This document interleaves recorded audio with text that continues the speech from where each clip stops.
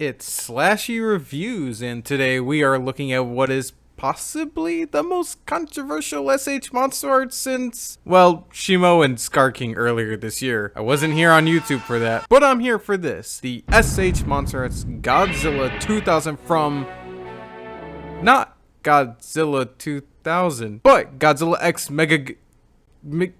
Megagilus? It's Megagirus. I'm running the joke a bit far. For those who know, you know. Anyways, yeah, this figure is based on the 2000 Gira Goji design, not the 1999 Miri Goji design. It's confusing, I know. Welcome to the world of Godzilla. To make things even more confusing, this is technically the third Godzilla 2000 design to be released by SH Monsterarts. The first two are based on Shinji Nishikawa's design art for Godzilla 2000 Millennium, further refined by sculptor Yuji Sakai. The first release had the 1999 suit coloration, but the second release had the 2002 Kiryu Goji colors. They both were peak. I had the special color version, but you guessed it, I sold it. I'm the fakest Godzilla fan that's ever existed. But thanks to my dear friend Molderzilla, I was gifted the OG release a year or so ago. And now I have this suit accurate one. Spoilers, it's not actually suit accurate. But before we get to that, let's take a look at this box. It's nice. It's reminiscent of the old Godzilla Monsterarts days, even though the last two Godzillas I reviewed had similar box designs. I just like this box. Now let's free him from his plastic prison, and he's pretty cool. Looking at the paint job here, he's just solid. Starting at the head, my copy has solid eyes. At the front, they look a little derpy, but I don't think it looks bad at all. I know the eye placement isn't exactly accurate, but I can live with it because it looks nice. The head spines are colored a bit prematurely, but it's not the worst thing in the world. His mouth is interesting because his teeth are painted pretty well, as in individually painted instead of being a globby mess. Weathering on them is fine given their small size, but this side here, ugh, that looks gross. He's got like some tooth decay going on. There's a very vibrant pink for the mouth, and I think it's a bit overkill. It's not bad, and the black wash helps to bring out the details, but not my choice for color. He should have had a more orangish pink. Moving down to the hands, they're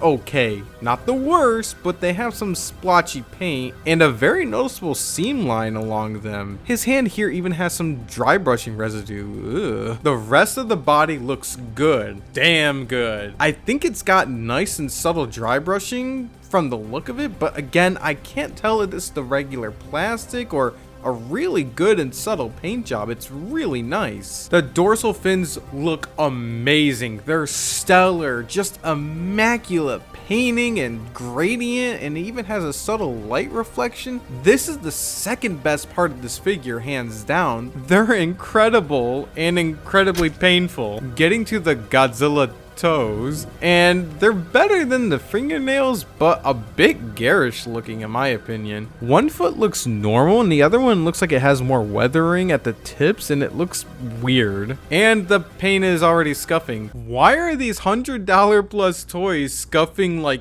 instantly? I'm not that rough with them.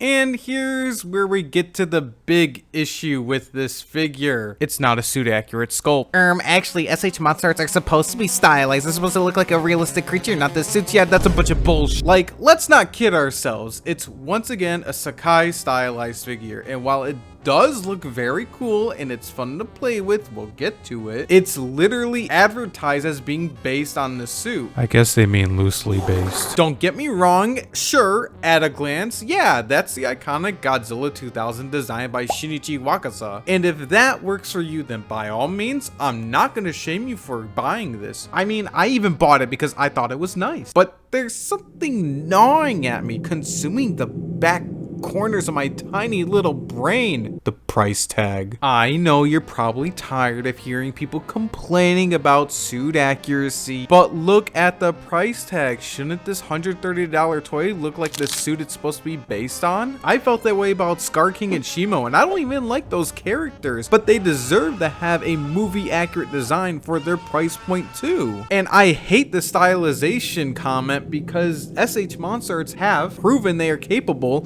of making suit accurate figures. Just to give you in-hand examples, Godzilla 62, Godzilla 64, Hedorah, Mogura, Kiryu, and Gamera 1 and 2 are perfect examples of suit accurate figures. And there's more. In fact, you can make the argument Godzilla 95 and the Gedo Goji figures are suit accurate. I would go to bat for them. Let's compare the neck, the fin placement, the chest, the midsection, the head. Why didn't we have Shinichi Wakasa sculpt this? It's his design and he's worked for SH Monsterarts before. And yes, I know it's a promotional suit, but why didn't they use the 3D scan of it like the Bandai Movie Monster series and the X Plus? Just touch it up a bit and voila. And because it's a scan from a suit, you could probably justify that price tag. Not only that, but the Haya Godzilla 2000 is coming, and for the price of this one figure, you can get the standard and the one with the heat ray, which looks awesome. That's not to say the Haya Godzilla 2000 is perfect. To me, the proportions are a bit wonky, but at that price point, I'm okay with it, especially since that head sculpt looks amazing. That all being said, this SH Monsters is still not the worst. I'm upset with the sculpt barely passing because of the unjustified price tag on it. And again, you know, if it's not a big deal for you, I won't judge you, I won't look down on you. I bought the figure myself because at the baseline, it does resemble the 2000 design. I will say though, what I'm not upset about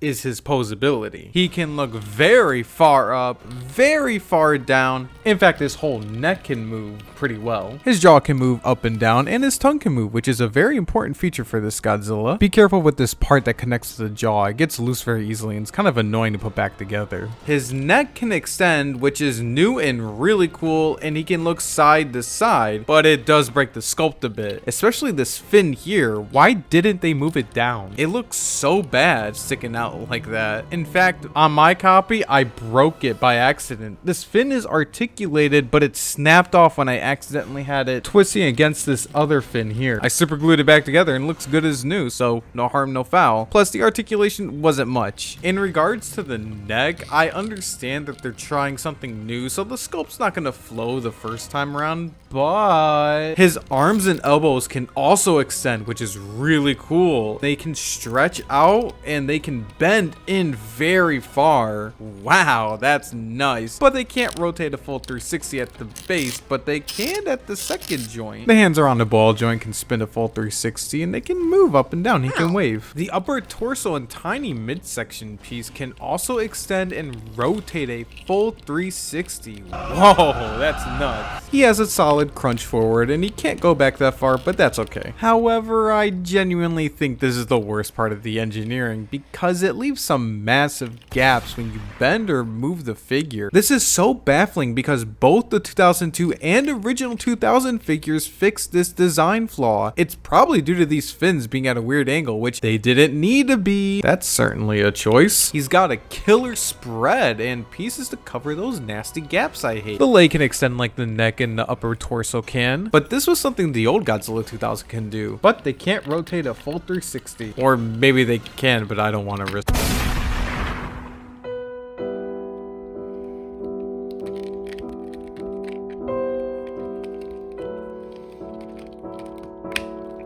That's not a click.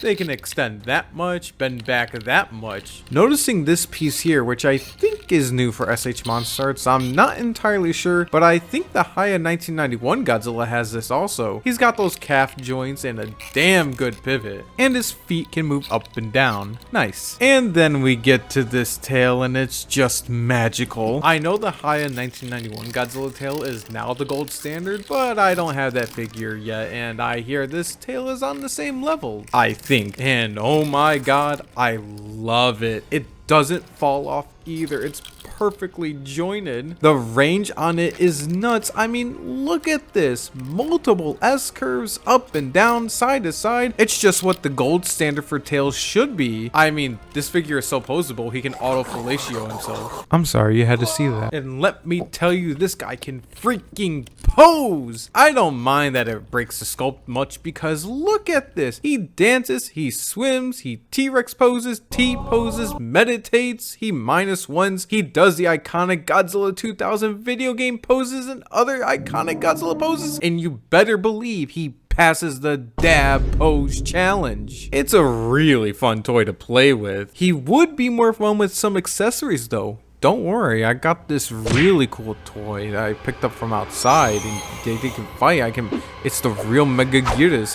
They can fight now. I'm gonna wipe this down. This is gross. I'm so sorry. This is just nasty. Thankfully, I have that Burning Godzilla Atomic Ray. Go check that review out. It doesn't look quite right in the mouth because his mouth is kind of big, but it gets the job done. And let's have some friends. I got a few that match well from the Atari Pipeworks trilogy, like Showa Gaigen, Angerus, Kiryu, and Mogura. I even have the Flying Header to replicate how annoying he is from Destroy All Monsters Melee. Plus the Super X3, which was in Save the Earth. Here he is with the Peter Jackson King Kong and Gamera from Gamera 2. Why not the Gamera from Gamera 3? Because they came out kind of the same year? Well, he's indisposed of right now. Stay tuned for that. That's also why there's no size comparison with the Kiryu Goji Monsterarts. Where's his head, you ask? Well, where's your head? Up your ass? Here he is with the other Godzillas. 54, 62, 64, 72, 91, 95, Sakai 2000, GMK 04, Haya 2019. I gotta say, my feelings on this figure are kind of mixed. This is a very important Godzilla design to me. It's one of my favorites. In fact, you can watch this video to see how much of a favorite it is. And to see that price on a sculpt that wasn't really given its all, it's kind of disappointing. But on the other hand, the fun factor is incredibly high. The posing is great. This figure, nothing falls off on it. In fact, the only joint that's loose is this upper waist one, and even then, that's manageable. The advancement articulation is very impressive, and it makes playing with this guy a lot of fun. And the paint, aside from the nails, is really good. I don't know if I wasted my money or not. I think what it comes down to for me, and possibly for you, is that if you're a super fan of this design and don't mind that they didn't give the sculpt their all, well,